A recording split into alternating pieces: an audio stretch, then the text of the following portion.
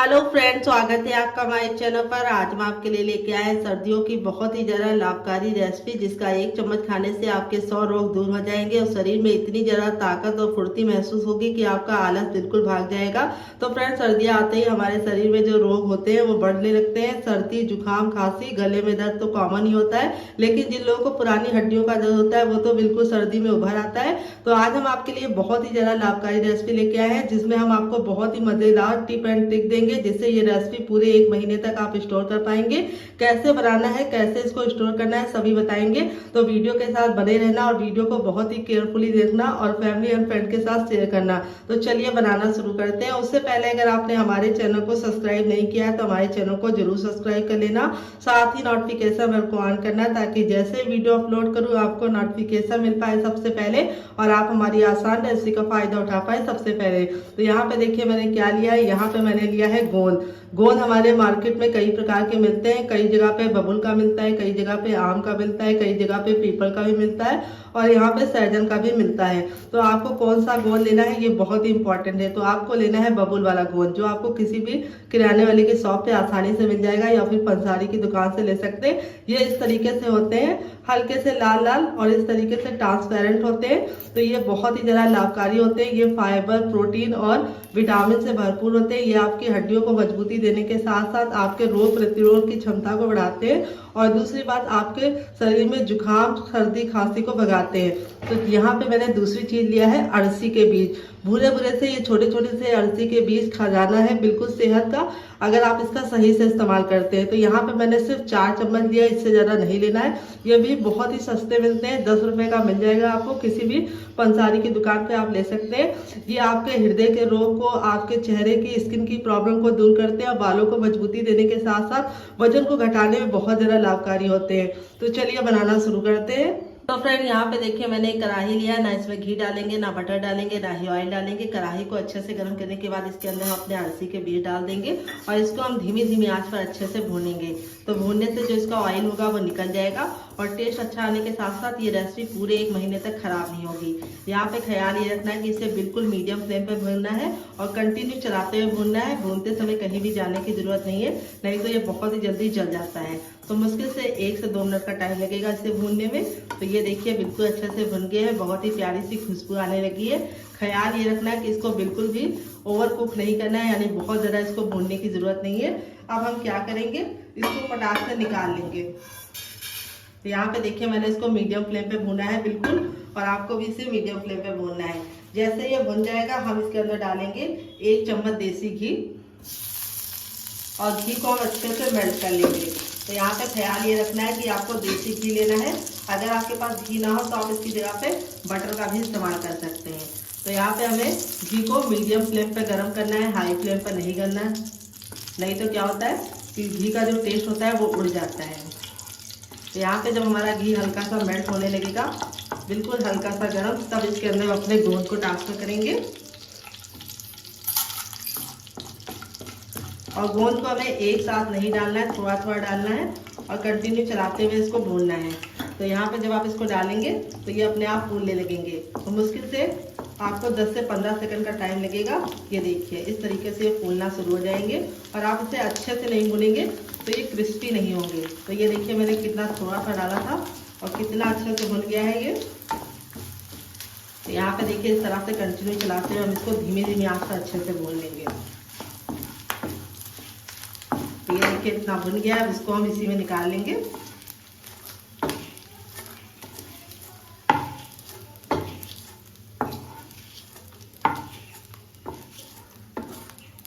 और हमें इसको बिल्कुल भी लाल नहीं करना है। तो ये देखिए जब हमारा गोंद अच्छे से भुन जाता है तो हम इसको इस तरीके से तोड़ते हैं। तो ये देखिए बिल्कुल अच्छे से ये टूटता है। तो अभी ये गर्म है, जैसे जैसे ठंडा होता जाएगा हार्ड होता जाएगा। अब हम अपना बचा हुआ भी गोंद डाल देंगे। तो गोंद हमारा वेट में मुश्किल से 40 ग्राम था, बस इससे ज़्यादा आपको नहीं लेना है। तो इसको भी हम अच्छे से भून लेंगे। तो यहाँ पे हमने बहुत ज़्यादा घी का इस्तेमाल नहीं किया है गोंद को भूनने में। अगर आप बहुत ज़्यादा घी डालेंगे तो फिर वो हेल्दी नहीं बनेगा। तो यहाँ पे देखिए कम से कम घी में आपको इसे भूनना है और इस तरह से कंटिन्यू चलाते हुए भूनना है, ताकि ये बिल्कुल अच्छे से फूले। अगर ये फूलेगा नहीं तो जब आप खाएंगे तो आपके दांतों में चिपकेगा। तो इस बात का ख्याल रखना है कि इसको अच्छे से भूनना है। तो जल्दबाजी के साथ काम नहीं करना है, थोड़ा सा आपको सब्र रखना है और कंटिन्यू चलाते हुए इसे भूनना है। ये देखिए कितने अच्छे से भून गया है, बहुत ही अच्छा सा हमारा गोंद तैयार हो गया है। इसको भी हम निकाल लेंगे। अब ये जो हमारा बचा हुआ घी है इसके अंदर हम क्या डालेंगे आइए आपको बताते हैं। पहले हम इसको निकाल लेते हैं। तो यहाँ पे हमें कढ़ाई में घी डालने की बिल्कुल भी ज़रूरत नहीं है। जो हमारा घी बचा हुआ है उसी में हम डाल देंगे गेहूं का आटा, जो आपको हर किचन में आसानी से मिल जाता है। तो यहाँ पे मैंने छान के लिया है और आपको भी छान के लेना है। वेट नहीं है, मुश्किल से हमारा 250 ग्राम है। तो यहाँ पे आटे को हमें अच्छे से भूनना है। तो यहाँ पे अगर आप चाहें तो गेहूं के आटे की जगह पे बेसन भी ले सकते हैं, लेकिन अगर आप बेसन ले रहे हैं तो थोड़ा सा मोटा वाला लेना। अगर आप महीन वाला बेसन लेंगे तो अच्छा टेस्ट नहीं आएगा, लेकिन अगर आप हेल्दी खाना चाहते हैं तो आप इसे गेहूं के आटे के साथ ही बनाना। तो यहाँ पे हम कंटिन्यू चलाते हुए आटे को बिल्कुल अच्छा सा गोल्डन कलर आने तक भून लेंगे। ख्याल ये रखना है कि कंटिन्यू चलाते हुए इसे भूनना है। और जो कढ़ाई लेंगे वो थोड़ी सी भारी लेंगे, नहीं तो ये बिल्कुल जल्दी से जल जाएगा और फिर अच्छा सा कलर भी नहीं आएगा और ना ही टेस्ट आएगा। तो चलिए कंटिन्यू चलाते हुए हम इसे भून लेते हैं। मुश्किल से 5 से 6 मिनट का टाइम लगेगा हमें आटे को भूनने में। तो फ्रेंड देखिए 5 से 6 मिनट हो गए हैं आटे को हमें भूनते हुए, और आटे को हमने बिल्कुल अच्छे से लाल कर लिया है, यानी बिल्कुल अच्छा सा हमारा गोल्डन कलर आ चुका है। अगर आपका आटा कच्चा रहेगा तो अच्छा टेस्ट भी नहीं आएगा, और दूसरी बात ये रेसिपी खराब हो जाएगी, आप इसे पूरे महीने स्टोर नहीं कर पाएंगे। तो आटे को भूनने में आपको थोड़ी सी मेहनत करनी है, सिर्फ 5 मिनट की मेहनत है और पूरे महीने की फुर्सत हो जाएगी। तो ये देखिए आटा हमारा बिल्कुल अच्छे से गोल्डन ब्राउन हो गया है, बिल्कुल लाइट सा, बहुत ज़्यादा हमने इसको काला नहीं किया, लेकिन बिल्कुल अच्छे से मैंने इसको भून लिया है। तो अब हम क्या करेंगे, इसको निकाल लेंगे। तो गैस का फ्लेम मैं आपको दिखाती हूँ कितना ज़रा लो था, और लो फ्लेम पे ही आपको इसे भूनना है। अगर आपने इसे हाई फ्लेम पे भूना तो ये बहुत ही जल्दी कलर पकड़ लेगा और अंदर से कच्चा ही रह जाएगा आटा। इसीलिए आपको लो फ्लेम पे भूनना है और बिल्कुल भी जलाना नहीं है। तो चलिए अब कढ़ाई को साफ कर लेते हैं, फिर आगे काम करते हैं। यहाँ पे देखिए मैंने कढ़ाई को साफ कर लिया। अब इसमें हम 1 छोटा चम्मच घी डालेंगे और घी को अच्छे से गर्म कर लेंगे, लेकिन ओवर गर्म नहीं करेंगे। जैसे ही हमारा घी गर्म हो जाएगा हम इसमें डालेंगे मखाना। तो यहाँ पे देखिए मैंने 1 कटोरी लिया है, आप कप से भी ले सकते हैं। तो मखाने में पाया जाता है कैल्शियम, मैग्नीशियम, प्रोटीन, आयरन और फाइबर, जो आपके वेट लॉस में बहुत ज़्यादा मदद करते हैं और आपकी हड्डियों को मजबूती देने के साथ साथ आपके लिए दांत के लिए बहुत ज़्यादा लाभकारी होते हैं। तो यहाँ पे इसको हमें बहुत ज़्यादा नहीं भूनना है, बस इसको हमें 10 से 15 सेकंड धीमी आंच पर अच्छे से भूनना है और यहाँ पे कंटिन्यू चलाते हुए इसे भूनना है। तो यहाँ पे कम घी का इस्तेमाल करना है, ज़्यादा घी का इस्तेमाल नहीं करना है। तो ये मखाना बहुत ही ज़्यादा सस्ता भी मिल जाता है, तो आप मखाने का इस्तेमाल इस रेसिपी में ज़रूर करना। तो यहाँ पे देखिए मखाने को मैंने अच्छे से भून लिया है, बहुत ज़्यादा काला नहीं किया है, लेकिन क्रिस्पी हो चुके हैं। अब इसको हम फटाक से निकाल लेंगे। तो फ्रेंड चलिए निकाल लेते हैं।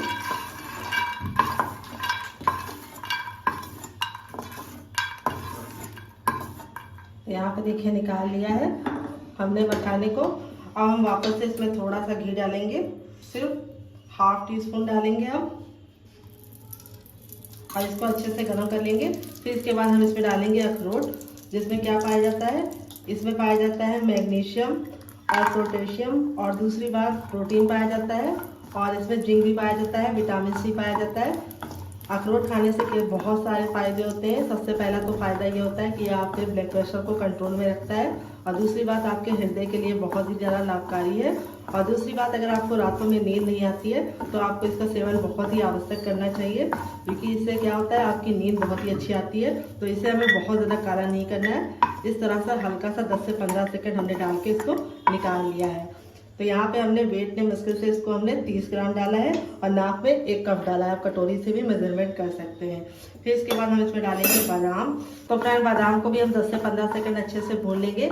तो यहाँ पे वेट ने मैंने 20 ग्राम बादाम लिया है, और अगर नाप में बताओ तो 1 छोटा कप बादाम है। तो बादाम में पाया जाता है विटामिन ई और जिंक, कैल्शियम, और दूसरी बात प्रोटीन भी पाया जाता है, और विटामिन की बहुत सारी मात्रा इसके अंदर उपलब्ध होती है, जिससे आपके बालों की चमक, आपके बालों की मजबूती और चेहरे की शाइन को बढ़ाता है, और साथ ही आपके दिमाग के विकास के लिए बहुत ज़्यादा लाभकारी है। ये आपके याददाश्त को भी बढ़ाता है, और आपके बच्चों में जो सीखने की क्षमता होती है उसका भी विकास करता है। तो अगर आपका बच्चा बहुत ज़्यादा कमज़ोर है पढ़ने में, तो उसको आपको बादाम जरूर खिलाना है, इस बात का ख्याल रखना है। तो यहाँ पे बादाम को भी हमने इसके अंदर डाल दिया है। और अब इसके बाद हम इसमें क्या डालेंगे, हम इसमें डालेंगे काजू। तो काजू में प्रोटीन और आयरन भरपूर मात्रा में पाया जाता है, और इसमें पोटेशियम भी पाया जाता है जो आपके शरीर के विकास के लिए बहुत ज़्यादा लाभकारी है। और काजू आपको बहुत ही ज़्यादा फायदा देने के साथ साथ आपके चेहरे की चमक को भी बढ़ाता है। तो यहाँ पे मैंने 4 छोटा चम्मच काजू डाला है, ज़्यादा काजू नहीं डाला है। और काजू का बहुत ज़्यादा इस्तेमाल नहीं करना है, अगर आप ज़्यादा इस्तेमाल करेंगे तो ये फायदे की जगह पे नुकसान भी देता है। तो यहाँ पे देखिए जितना मैंने लिया उतना ही आपको लेना है। तो यहाँ पे देखिए सारी चीज़ों को मैंने अच्छे से भून लिया है। फिर इसके बाद हम लास्ट में जो बचा हुआ हमारा घी है उसमें हम डाल देंगे थोड़ा सा ग्रेट नारियल, जिसको कोकोनट भी बोलते हैं। अगर इसका कोई नया नाम है तो कमेंट बॉक्स में जरूर बताना। ये मैंने आधा कटोरी लिया है, अगर वेट में बताऊँ तो मुश्किल से 5 ग्राम है।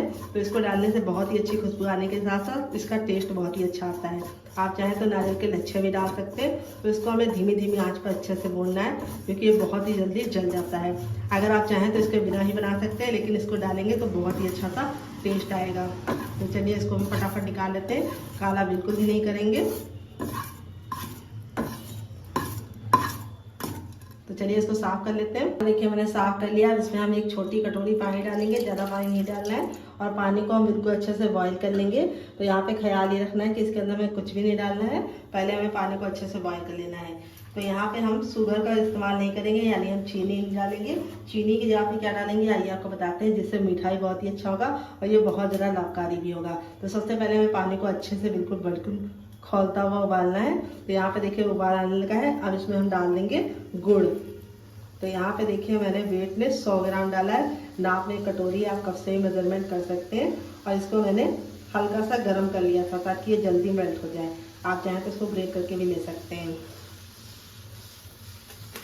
तो इसको हमें अच्छे से मिलाते हुए पका लेना है। यहाँ पे हमें इसकी चाशनी नहीं बनानी, ना 1 तार की ना 2 तार की, बस इसको अच्छे से मेल्ट करना है। तो गैस का फ्लेम हम हाई रखेंगे और हाई फ्लेम पे इसको अच्छे से पका लेंगे। अगर आप गुड़ नहीं डालना चाहते तो आप इसकी जगह पे शुगर भी डाल सकते हैं, लेकिन गुड़ डालेंगे तो उसका जो टेस्ट है वो भी बढ़ जाएगा, लुक भी बहुत प्यारा आएगा। और दूसरी बात बहुत ही ज़्यादा लाभकारी होगा क्योंकि गुड़ का सेवन करने से हमारे शरीर को बहुत ही ज़्यादा फायदे मिलते हैं। और दूसरी बात इसकी जो तासीर होती है वो गर्म होती है। अगर आप शुगर डालेंगे तो आपकी सारी मेहनत बेकार हो जाएगी, क्योंकि जो शुगर होता है, चीनी होती है, वो ठंडी होती है, तो उसका सेवन हमें नहीं करना चाहिए और वो हेल्थ के लिए हेल्दी भी नहीं होती है। तो यहाँ पे हम इसको कंटिन्यू चलाते हुए 10 से 15 सेकेंड अच्छे से पहले कुक कर लेंगे हाई फ्लेम पर। फिर इसको हम मीडियम फ्लेम पर जितना हमने पानी डाला है उतना ख़त्म होने तक पकाएंगे। तो यहाँ पे देखिए अच्छे से उबाल आ गया। गैस के फ्लेम को बिल्कुल मीडियम कर देंगे और मीडियम फ्लेम पे हम कंटिन्यू चलाते हुए से 2 मिनट तक पकाएंगे ताकि जो हमने पानी डाला था वो ख़त्म हो जाए। अगर आप पानी को नहीं ख़त्म करेंगे, ऐसे ही पका देंगे तो ये ख़राब हो जाएगा। तो जो पानी डाला है उसको हमें ख़त्म करना है, यानी हमें इसको आधा होने तक पकाना है। तो फ्रेंड 2 से 3 मिनट हो चुका है इसको पकाते हुए। ये देखिए जो पानी था वो खत्म हो गया। अब यहाँ पे एक कटोरी में हम पानी ले लेंगे और इससे 2-3 बूंद डालेंगे। और जब डालेंगे तो देखेंगे नीचे बैठ रहा है कि नहीं बैठ रहा है। अगर ये बैठ रहा है तो ये देखिए समझ जाइए बिल्कुल सही हो गया है, लेकिन जमना नहीं चाहिए। अगर ये जम जाएगा तो अच्छा टेस्ट नहीं आएगा। देखिए इस तरीके से डालें और नीचे बैठ जाए, बस इतना आपको ख्याल रखना है। ये बिल्कुल पानी में मिलना नहीं चाहिए, नीचे बैठना चाहिए। तो ये हो गया है रेडी। इससे ज़्यादा हम इसको नहीं पकाएंगे। अब दूसरा तरीका बताते हैं चेक करने का। अपने फिंगर को हल्का सा टच करना, बिल्कुल हल्का सा, नहीं तो जल जाएंगे क्योंकि गुड़ बहुत गर्म होता है। और इस तरीके से दोनों उंगलियों के बीच में रख के हल्का सा प्रेस कीजिए। अगर आपको चिपचिपाहट महसूस हो रही है तो समझ जाइए परफेक्ट है। देखिए चिपचिपा हो गया है, चिपक रहा है, परफेक्ट है। अब गैस के फ्लेम को बंद कर देंगे और इसको हम ठंडा होने के लिए छोड़ देंगे, क्योंकि गर्म नहीं इस्तेमाल करना है, नहीं तो आपका हाथ जल जाएगा। तो चलिए इसको हल्का सा ठंडा कर लेते हैं, तब तक दूसरा काम करते हैं, इसे साइड में रख देते हैं। फ्रेंड देखिए दोनों चीज़ें हमारी बिल्कुल अच्छे से ठंडी हो गई हैं और इस तरीके से देखिए हम जब तोड़ रहे हैं तो बिल्कुल अच्छे से टूट रहा है। ये देखिए इस तरीके से बिल्कुल अच्छे तरीके से प्रेस करने पे टूटना चाहिए।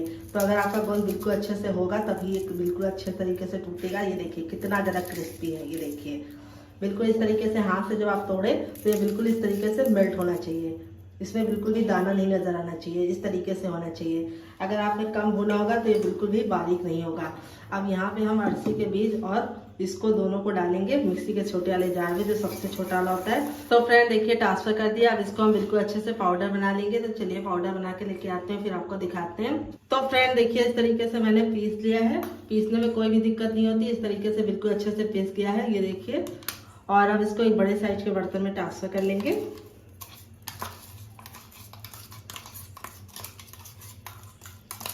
सारा का सारा बिल्कुल भी बचाएंगे नहीं।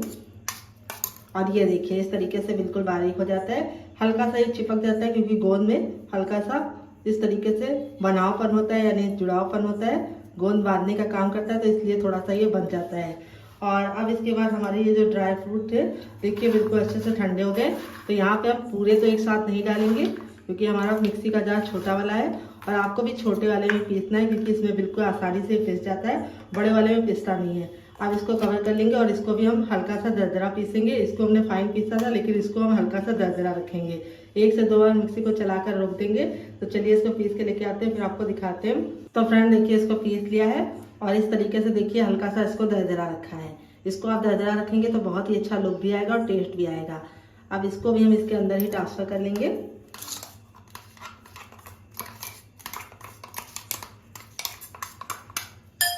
और अब इसके बाद जो हमारा बचा हुआ ड्राई फ्रूट था उसको भी हम इसके अंदर डाल देंगे। आप इसमें चाहें तो और चीज़ें भी डाल सकते हैं, जो आपको पसंद है आप डाल दीजिएगा और जो आपको नापसंद हो आप हटा भी सकते हैं।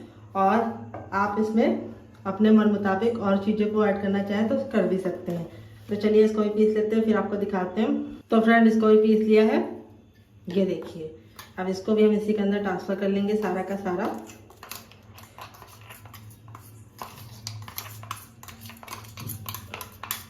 बिल्कुल ही बचाएंगे नहीं, बस आपको ख्याल ये रखना है कि जो जार इस्तेमाल कर रहे हैं बिल्कुल अच्छे से सुखा कर ही लेना। अगर गीला होगा तो ये खराब हो जाएगा, इसीलिए आपको इसको सुखा कर लेना है। नहीं तो आप इसको थोड़ा सा जार को धुलने के बाद धूप में रख देंगे 10 से 15 सेकंड, तब ये सूख जाएगा। आप दोनों चीज़ों को हम अच्छे से मिला लेंगे पहले। ये देखिए अब यहाँ पे हम अपना आटा चेक कर लेते हैं। तो यहाँ पे आटे को बिल्कुल अच्छे से ठंडे करके ही लेना है। और आटे को मैं आपको दिखा देती हूँ। देखिए नॉर्मल आटा ऐसा होता है और भूनने के बाद इस तरीके से आपका आटा होना चाहिए। बिल्कुल अच्छे से आप भूनेंगे तभी अच्छा टेस्ट भी आएगा और खाने में मज़ा भी आने के साथ साथ ये खराब भी नहीं होगा। अब इसके अंदर अपना आटा भी ट्रांसफ़र कर देंगे सारा का सारा और इसको हम वापस से मिक्स करेंगे।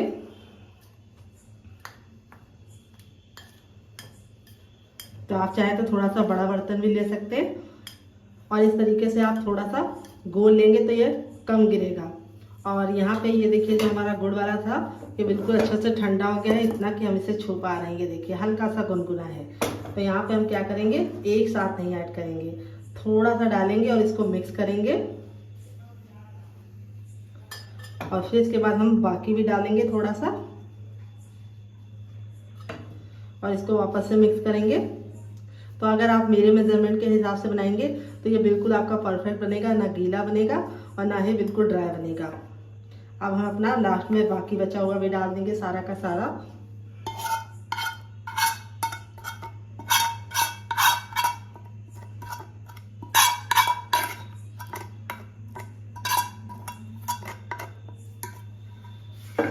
और अब इसको मिक्स करेंगे। तो आपको एक साथ नहीं ऐड करना है, थोड़ा थोड़ा डाल के ऐड करना है, नहीं तो इसमें गुठलियाँ पड़ जाएंगी। तो अब हमारा ये हल्का सा गुनगुना है, तो अब हम हाथ से मिक्स करेंगे। चम्मच को हम साइड में रख देंगे और यहाँ पे हम हाथों से इसको बिल्कुल अच्छे से मिला लेंगे। तो हाथों से क्या होगा कि ये बिल्कुल परफेक्ट तरीके से मिल जाएगा। तो अभी आपको लग रहा होगा कि ये हल्का सा कम ड्राई है, लेकिन जैसे जैसे ये गुड़ ठंडा होता जाएगा ये अपने आप थोड़ा सा और टाइट हो जाएगा। इसीलिए आपको इसको बहुत ज़्यादा टाइट शुरुआत में नहीं रखना है। ये देखिए बिल्कुल अच्छे से मिला लिया है, कितना बढ़िया तरीके से मिल गया है। अब अपने हाथों को वॉश करने के बाद इसको हम शेप देंगे। तो आप चाहें तो इसको ऐसे ही 1 चम्मच खा सकते हैं दूध के साथ। तो फ्रेंड देखिए हाथों को अच्छे से वॉश करने के बाद बिल्कुल अच्छे से ड्राई कर लिया है, यानी पोंछ लिया है, सूखा हाथ देना है। अब यहाँ पे अपने हाथों पे थोड़ा सा घी अप्लाई कर देंगे और यहाँ पे आपको एक बराबर बनाने हैं। तो आप इस तरीके से इस तरह से कोई भी बर्तन ले लीजिए, कड़छी ले लीजिए छोटी सी और उसके अंदर इसको डालिए इस तरीके से। तो आप इस तरीके से इसको बना पाएंगे बिल्कुल परफेक्ट साइज का। तो यहाँ पे अगर आप इसको ऐसे ही खाना चाहते हैं तो आपको 1 चम्मच दूध के साथ खाना है। अगर आपका बच्चा बहुत ज़्यादा छोटा है तो आप इसको आधा चम्मच देना। और जिन लोगों को हड्डियों की बहुत ज़्यादा प्रॉब्लम है वो इस तरीके से इसको लड्डू बना के स्टोर कर सकते हैं और उनको 1 लड्डू दिन भर में खाना है, एक टाइम खाना है, चाहे आप रात में खाइए या फिर मॉर्निंग में खाइए, दिन में खाने से बचिए। तो यहाँ पे आप इसको दूध के साथ लेंगे तो आपको काफ़ी ज़्यादा फायदा मिलेगा। और ये देखिए कितना बढ़िया तरीके से बन गया है। ये देखिए इस तरीके से डाल के हल्का सा प्रेस कर लेना है और इस तरह से एकदम बिल्कुल परफेक्ट बनेगा। और बिल्कुल हल्के हल्के हाथों से इसको बांधना है। तो चलिए फटाफट बांध लेते हैं। आप इसे कैसे खाएंगे कमेंट बॉक्स में जरूर बताना। आप इस तरीके से इसको डिब्बे में भर के रख सकते हैं और चम्मच से एंजॉय कर सकते हैं, या फिर इस तरीके से लड्डू बना के स्टोर कर सकते हैं, या फिर बर्फी बना के भी स्टोर कर सकते हैं। कोई भी शेप दीजिए, लेकिन टेस्ट सबका सेम होगा और बहुत ही ज़्यादा लाभकारी है। ये आपके शरीर को मजबूती देने के साथ साथ आपके बालों के लिए, आपकी आंखों की रोशनी के लिए बहुत ज़्यादा लाभकारी है। और इसको खाने से आपके शरीर में जो रोग प्रतिरोध क्षमता होती है उसका विकास हो जाता है। जब आपके शरीर में रोग से लड़ने की क्षमता एक्टिव रहेगी तो आपको जुकाम, बुखार, खांसी जैसी छोटी मोटी बीमारियां जल्दी से नहीं पकड़ेंगी और आपका बच्चा भी हेल्दी रहेगा। ये देखिए, तो चलिए फटाफट बना लेते हैं, फिर आपसे मिलते हैं। तो फ्रेंड बनकर रेडी हो चुके हैं हमारे लड्डू। देख लीजिए इसका फाइनल रिजल्ट कितना जरा खूबसूरत लग रहा है। तो चलिए मैं आपको तोड़ के दिखाती हूँ कि ये लड्डू बिल्कुल भी हार्ड नहीं बनते, बिल्कुल सॉफ्ट बनते हैं और मुंह में मेल्ट होने वाले बनते हैं। और देखिए कितना बढ़िया इसका रिजल्ट आया है और बिल्कुल परफेक्ट बनते हैं। अगर आपने मेरे मेजरमेंट और मेरी टिप को फॉलो किया तो आपका भी टेक्सचर ऐसे ही आएगा, बिल्कुल माउथ मेल्टिंग बने हैं। तो फ्रेंड अगर आप चाहें तो इस तरीके से आप इसे ऐसे भी स्टोर कर सकते हैं, चम्मच के साथ एंजॉय कर सकते हैं। अगर आपका बच्चा 5 साल से छोटा है तो आपको ऐसे आधा चम्मच खिलाना है, उससे बड़ा है तो आप इसको भर के चम्मच खिला सकते हैं। अगर आप बड़े हैं तो आपको एक लड्डू खाना है। अगर आपके बदन में बहुत ज़्यादा दर्द रहता है, हड्डियों में दर्द रहता है और दूसरी बात आपको कमजोरी महसूस होती है, तो आप एक लड्डू को दूध के साथ खा सकते हैं या फिर पानी के साथ भी खा सकते हैं। तो फ्रेंड ये लड्डू बहुत ही ज़्यादा ताकतवर होने के साथ साथ आप इसे पूरे महीने स्टोर कर सकते हैं। तो फ्रेंड रेसिपी में आपको कुछ भी अच्छा लगे तो प्लीज़ वीडियो को लाइक कर देना, शेयर कर देना। तो फ्रेंड अगर आप चाहें तो इसको ड्राई फ्रूट को हल्का कट करके भी डाल सकते हैं, लेकिन कट करके डालेंगे तो क्या होगा कि ये बुजुर्ग इसे नहीं खा पाएंगे जिनके दांत नहीं है। इस तरीके से बनाएंगे तो बच्चे और बुजुर्ग दोनों खा पाएंगे। तो फ्रेंड अगर आप वैसे बनाते हैं तो आपको उसको चबाने में थोड़ी सी मेहनत भी लगती है और टाइम भी वेस्ट होता है, लेकिन ये वाले लड्डू इतने ज़्यादा सॉफ्ट होते हैं कि आपने इसको मुंह में डाला और तुरंत मेल्ट हो गया। तो चलिए मुझसे तो वेट नहीं हो रहा है, मैं जा रही हूँ लड्डू को एंजॉय करने और फैमिली वालों को देने। आप भी बनाइए और इस सर्दियों में इसका लुत्फ उठाइए। और रेसिपी में कुछ भी अच्छा लगे तो प्लीज़ लाइक जरूर कर देना। अगर आपने हमारे चैनल को अभी तक सब्सक्राइब नहीं किया तो अपने चैनल को जरूर सब्सक्राइब कीजिए, जिसमें बहुत ही आसान रेसिपी आती है। Love you all, bye, take care.